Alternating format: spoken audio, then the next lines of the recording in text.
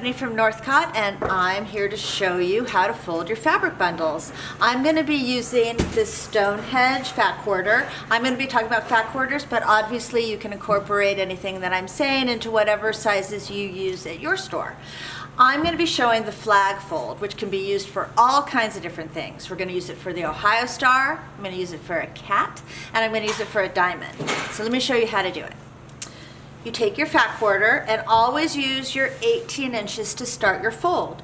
You don't want to use your 21 because, as you know, all of the widths of the fabric vary and you want that consistency. So I'm going to start with my 18. Now, I can do small or large by either doing quarters or thirds. A quarter would look something like this. So it's a little bit smaller, but really usable, and especially if I'm only doing a few fabrics at a time, this works great.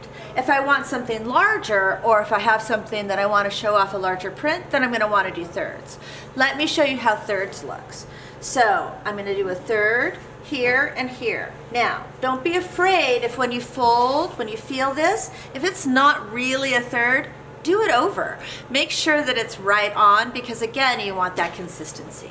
From here, we just want to go to our normal 45-degree triangle, half square triangle. We should all know that like the back of our hand. And then you fold up, make sure it's right even with the side, and then again, even with the side, and you keep going. Now you stop when it's parallel, your edge is parallel to the side. Because if I stop here, I don't have the right way to fold it. You've got to go all the way so it's parallel, and then you fold it down. I always leave a little bit here so that it wraps over and makes for a cleaner point in the end. And then you tuck it inside, and that's it. Just roll it tight, and then I've got my points. And what's great is so many things you can do. So again, you can do the Ohio star, which is a great one.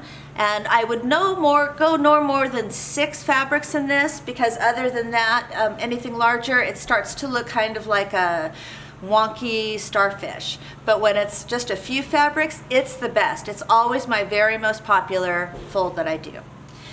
Then you can also do the little kitty cat. Now, how cute is this? It's adorable, and for 2 reasons. Not only is it cute and it shows the fabrics, but it stands up by itself. And we always love that, because anytime that things can help us with our presentation, all the better. The only thing you have to remember on this one is make sure you get a nice contrast for the nose, so that it looks like a kitty cat. But what's great is no matter how many you have, you can go back here with its ears all day long. So this can be for a nice big bundle. And then the other one is our diamonds.